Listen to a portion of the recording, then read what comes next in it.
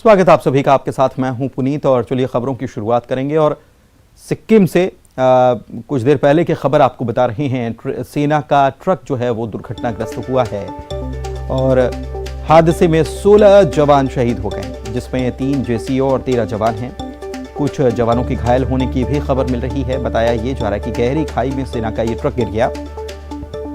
उत्तर सिक्किम के पास जेमा गांव के पास ये दुर्घटना हुई है। चट्टेन से ये थांगू सेना के जवान जा रहे थे। ये मोदी ने इस घटना के बाद दुख जताया है। गृह मंत्री अमित शाह, रक्षा मंत्री राजनाथ सिंह, मुख्यमंत्री शिवराज सिंह चौहान सभी ने घटना पर दुख जताते हुए ट्वीट किया है।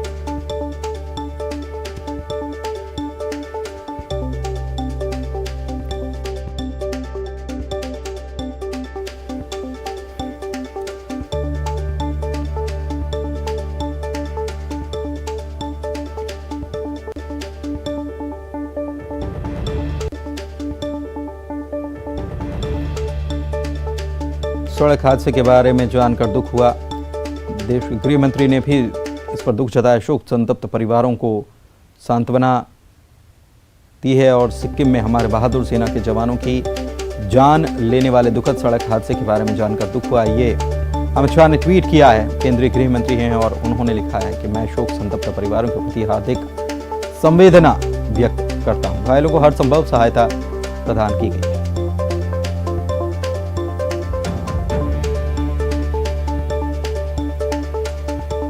और भोपाल से राजधानी से खबर आपको बता रहे हैं। कोरोना के नए वेरिएंट को लेकर मध्य प्रदेश सरकार अलर्ट पर हो गई है और कोरोना नियंत्रण को लेकर मुख्यमंत्री ने बैठक बुला ली है। कुछ ही देर में सीएम हाउस में कोरोना नियंत्रण को लेकर बैठक होने वाली है, जिसमें स्वास्थ्य विभाग के अधिकारियों से मुख्यमंत्री चर्चा करने वाले हैं। तो बड़ी खबर आपको बता रहे हैं। कोरोना का नया वेरिएंट BF.7 दुनिया के अलग अलग देशों में कहर बरपा रहा है।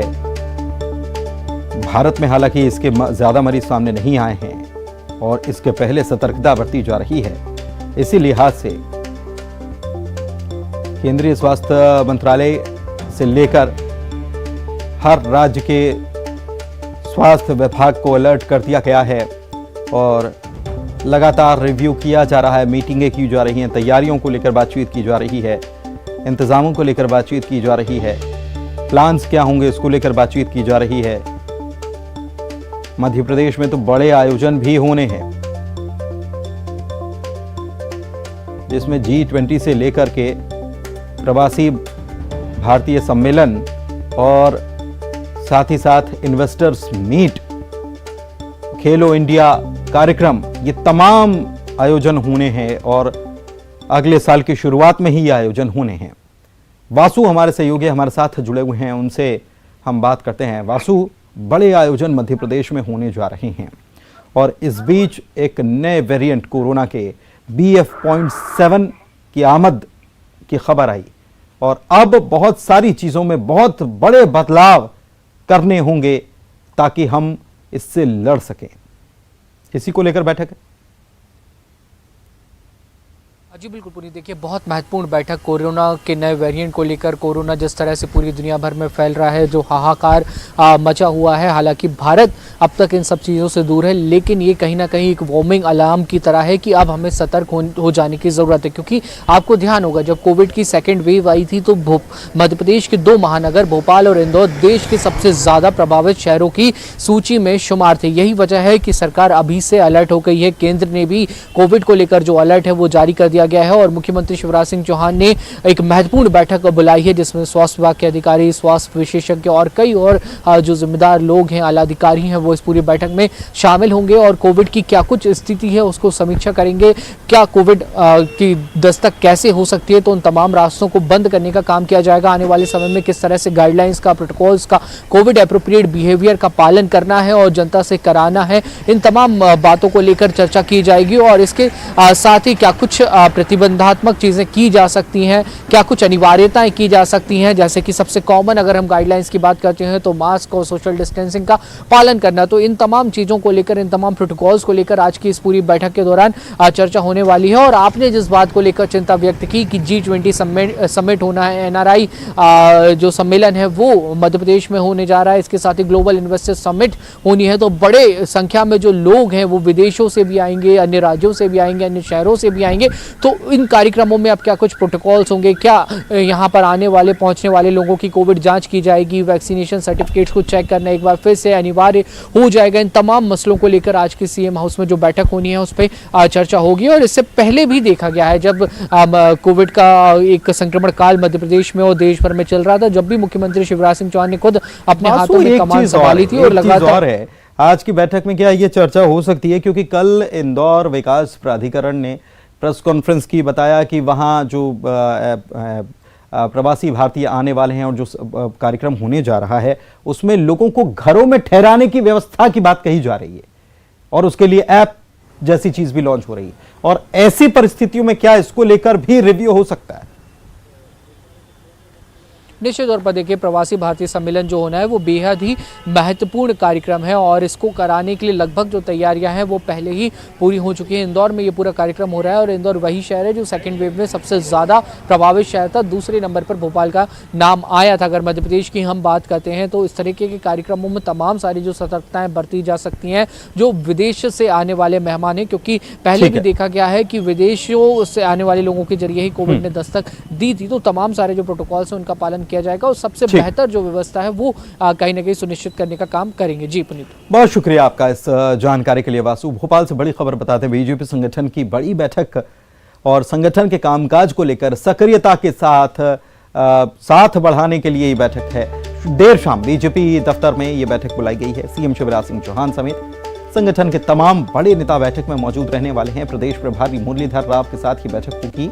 प्रदेश अध्यक्ष VD शर्मा भी इसमें मौजूद रहेंगे। प्रदेश में होने वाली विकास यात्रा को लेकर भी संगठन की बैठक में रणनीति बनाई जाएगी। विधायकों से चर्चा के बाद CM शिवराज सिंह चौहान जिलों की रिपोर्ट और सर्वे भी बताएंगे। शाम 6:30 बजे बैठक में शामिल होने के लिए मुख्यमंत्री पहुंचने वाले हैं। तो काफी अहम बैठक है और शैलेंद्र हमारे संवाददाता फोन लाइन पर जुड़े हुए हैं, उनसे बात करते हैं। शैलेंद्र, पूरा रिव्यू करने की तैयारी, चुनावी साल में एंटर हो चुके हैं ये बिल्कुल कहा जा सकता है, क्योंकि अब तो 11 महीने ही बचे हैं और पूरा रिव्यू किया जाएगा और आगे की अब रणनीति भी बनाई जाएगी। रूट मैप हर कुछ बनाया जाएगा। आज की बैठक में बहुत कुछ फाइनल होना है।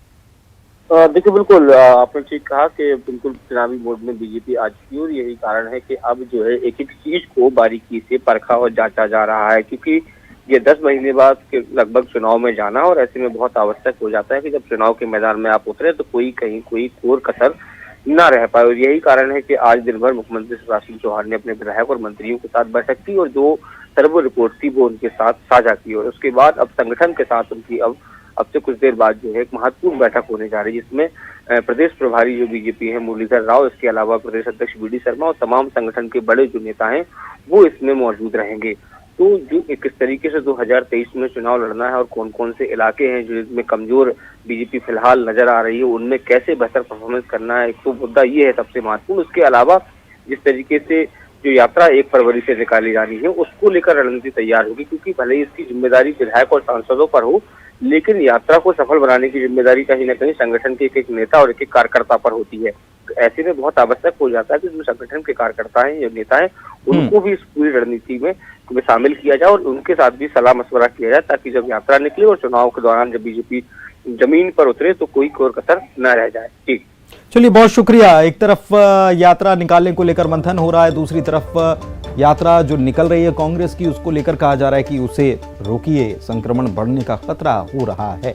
शुक्रिया आपका इस जानकारी के लिए। राम सेतु को लेकर कमलनाथ ने एक बड़ा ट्वीट कर दिया। सरकार ने राज्यसभा में कहा है राम सेतु होने के ठोस प्रमाण नहीं है। बीजेपी सरकार का यह बयान आस्था पर कुठाराघात है, हिंदू समाज के करोड़ों लोगों की आस्था पर कुठाराघात है। उन्होंने ये ट्वीट किया है और बाकायदा राज्यसभा में सरकार की तरफ से जो जवाब आया है उसके बारे में उन्होंने बताया है। भगवान राम जन जन की आस्था के केंद्र हैं, ये भी उन्होंने लिखा है। तो ये बड़ी खबर आपको इस वक्त बता रहे हैं। कमलनाथ ने एक बड़ा ट्वीट राम सेतु को लेकर किया है और सरकार ने दरअसल राज्यसभा में कहा है कि राम सेतु होने के कोई ठोस प्रमाण नहीं है।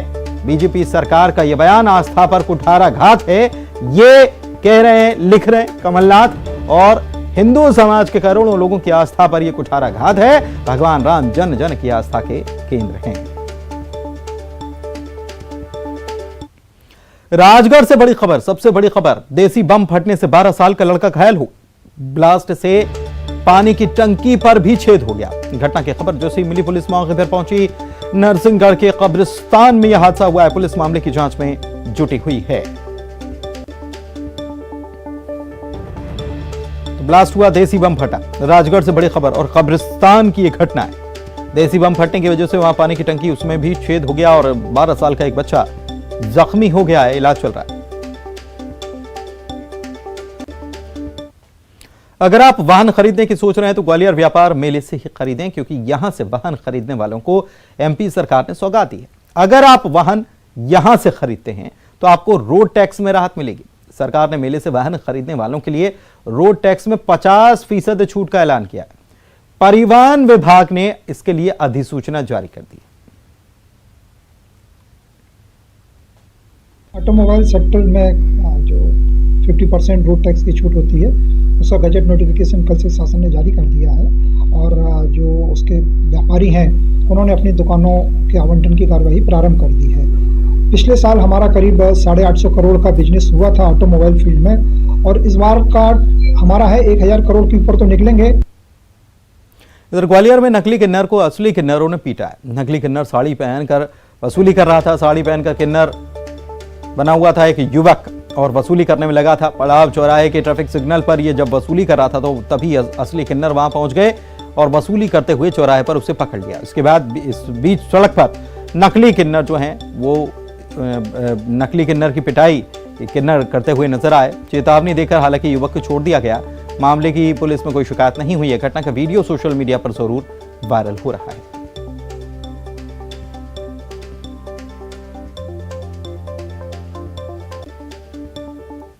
उज्जैन से बड़ी खबर है, एक ही परिवार के 3 सदस्यों ने जहर खा लिया है। जहर खाते हुए परिवार ने वीडियो भी बनाया है।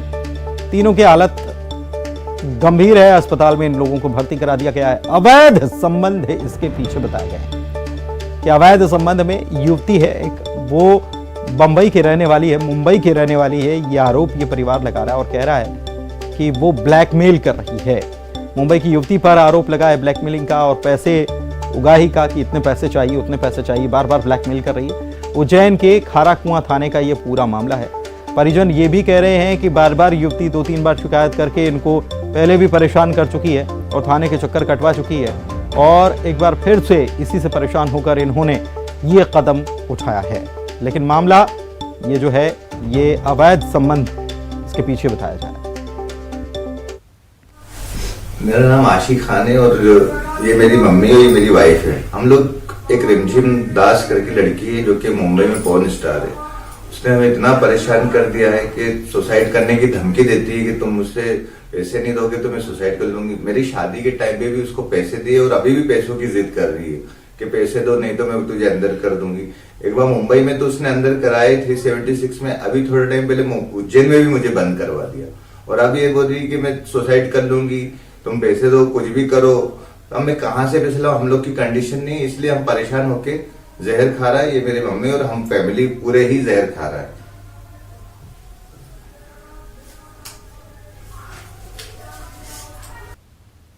इंदौर में एक और लव जिहाद का मामला बताया गया। नाम बदलकर दोस्ती और प्रेम जाल में फंसाया गया, ऐसा आरोप है। धर्म परिवर्तन कर शादी के लिए दबाव भी बनाया गया। खजराना गणेश मंदिर में लड़की के साथ पकड़ा गया एक युवक का। हिंदू संगठनों ने इस युवक को पकड़ा है, ये मुस्लिम बताया जा रहा है। पुलिस में मामला दर्ज करा दिया गया है। फैजान नामक ये युवक गिरफ्तार किया गया है।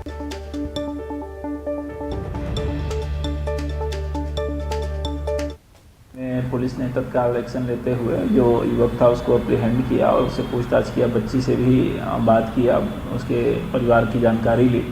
फिर परिवार के लोगों को बुलाया गया, उसमें बातचीत हुई तो पूरी जो घटनाक्रम समझ में ये आया कि जो युवक था उसने इंस्टाग्राम पर लड़की को बहलाया फुसलाया था और लड़की नाबालिग थी। इसके साथ बाकी भी जो छेड़छाड़ के इंग्रेडिएंट होते हैं वैसी घटनाएं इसके साथ की थी। तो इस पूरे संपूर्ण प्रकरण को संज्ञान में लेते हुए खजाना पुलिस द्वारा इसमें FIR दर्ज की गई है और युवक को गिरफ्तार किया गया है। शिवराज मामा का बुलडोजर रौद्र रूप में इस बार वो गुना के कुंभराज में गरजा, जहां 6 से ज्यादा मामलों के आरोपी महेंद्र मीणा के घर को जमींदोज कर दिया गया। 3 घंटे की कड़ी मशक्कत के बाद सरकारी जमीन को मुक्त कराया गया। आरोपी की 2 मंजिला इमारत को प्रशासन ने जमींदोज किया। आरोपी मीणा जिला बदर है। कार्रवाई के दौरान बड़ी संख्या में प्रशासनिक अमला और पुलिस के जवान भी मौजूद रहे।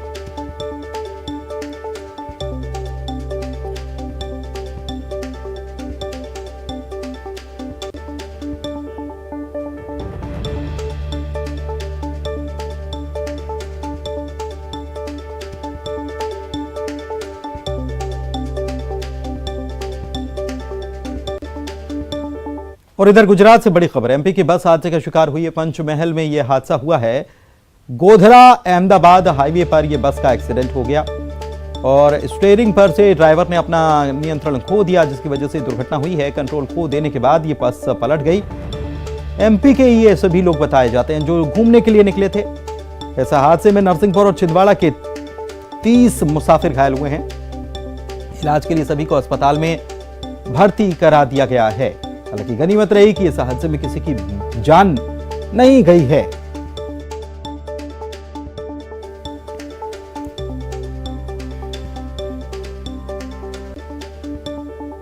रतलाम से खबर, गलत फहमी भारी पड़ सकती थी। चलती ट्रेन से प्लेटफॉर्म पर महिला कूद गई। गलत ट्रेन में बुजुर्ग महिला चढ़ी थी। बुजुर्ग महिला को मामूली चोट आई। हालांकि RPF जवान ने बुजुर्ग को संभाला। CCTV में कैद हो गई ये पूरी की पूरी घटना। रतलाम से खबर।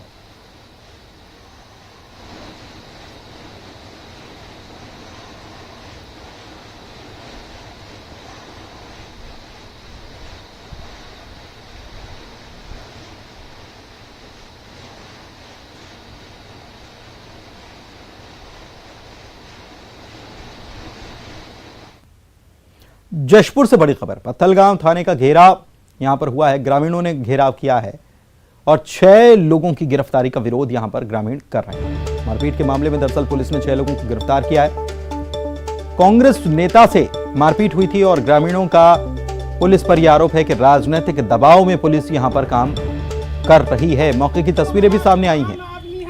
पत्थलगांव थाने का ग्रामीण घेराव कर रहे हैं और आरोप लगा रहे हैं कि पुलिस जो है वो राजनीतिक दबाव में काम कर रही है। 6 लोगों को गिरफ्तार इस मामले में कर लिया गया और ग्रामीण इनको छोड़ने की मांग कर रहे हैं। इनकी गिरफ्तारी का विरोध कर रहे हैं। दरअसल 6 लोगों को गिरफ्तार पुलिस ने किया है। कांग्रेस नेता से मारपीट हुई थी और इसके बाद इन लोगों को पकड़ लिया गया, ऐसा ग्रामीणों का कहना है। पुलिस पर आरोप यह है ग्रामीणों का कि राजनीतिक दबाव में पुलिस काम कर रही है और इसीलिए इन लोगों को गिरफ्तार कर लिया गया है। थाने का घेराव करते हुए यहां नाराजगी जताते हुए ये ग्रामीण नजर आ रहे हैं।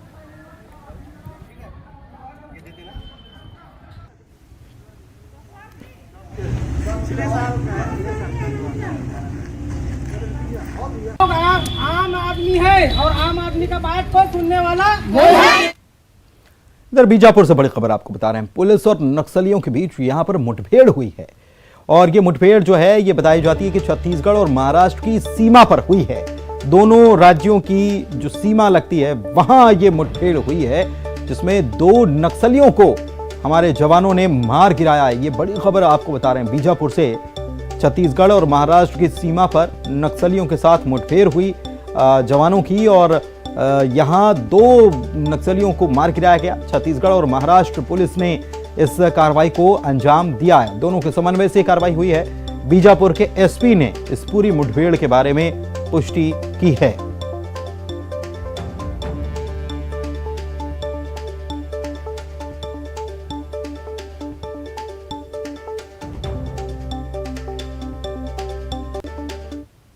उधर अंबिकापुर से आग लगने की खबर आई। यहां के कोतवाली थाना क्षेत्र के लरंगसाय वार्ड महामाया पारा में असामाजिक तत्वों ने बीती देर रात मारुति वैन वाहन को आग के हवाले कर दिया। स्थानीय लोगों ने आग बुझाने की कोशिश जरूर की, लेकिन आग की लपटें इतनी ज्यादा तेज रहीं कि कुछ ही देर में वाहन जलकर खाक हो गया। इसकी शिकायत वाहन मालिक शंभू गुप्ता ने कोतवाली थाने में की, जहां पुलिस जांच कर आरोपियों को जल्द पकड़ने की बात कह रही।